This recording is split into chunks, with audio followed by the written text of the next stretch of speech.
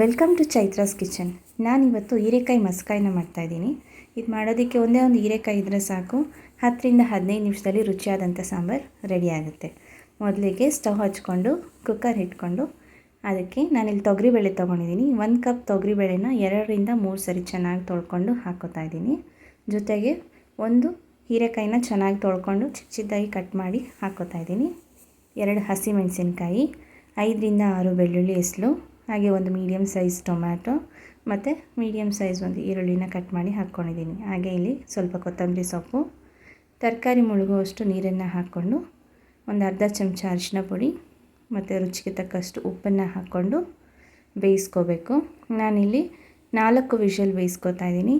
2 whistle medium to high flame, ಹಾಗೆ 2 whistle ಸಿಮ್ನಲ್ಲಿ ಬೇಯಿಸ್ಕೊತಾ ಇದ್ದೀನಿ.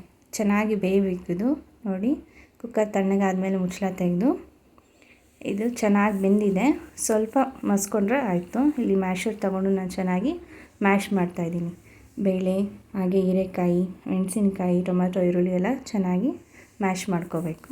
Mash ಮಾಡಿದಾದಮೇಲೆ ಇದಕ್ಕೊಂದು ಒಗ್ಗರಣೆ ಹಾಕ್ಕೋಬೇಕು. ಒಗ್ಗರಣೆ ಹಾಕೋದಕ್ಕೆ ಒಂದು ಒಗ್ಗರಣೆ ಸೌಟ್ ತೊಗೊಂಡಿದ್ದೀನಿ. ಅದರಲ್ಲಿ 1-2 ಸ್ಪೂನ್ ಎಣ್ಣೆ ಹಾಕ್ಕೊಂಡು ಸ್ವಲ್ಪ ಸಾಸಿವೆ, ಹಿಂಗೆ ಹಾಕ್ಕೊಳ್ಳೋರು ಹಾಕ್ಕೋಬೋದು. ಹಾಗೆ 1-2 ಒಣಮೆಣಸಿನ್ಕಾಯಿ, ಹಾಗೆ ಒಂದು ಸಣ್ಣ ಅರ್ಧ ಈರುಳ್ಳಿ ಕಟ್ ಮಾಡಿ ಹಾಕ್ಕೊಂಡಿದ್ದೀನಿ ಚಿಕ್ಕ ಚಿಕ್ಕದಾಗಿ. ಕರಿಬೇವಿನ ಸೊಪ್ಪನ್ನು ಹಾಕ್ಕೋಬೋದು. ನಾನಿಲ್ಲಿ ಕರಿಬೇವಿನ ಸೊಪ್ಪಿಲ್ಲ, ಹಾಗಾಗಿ ಹಾಕ್ತಾಯಿಲ್ಲ.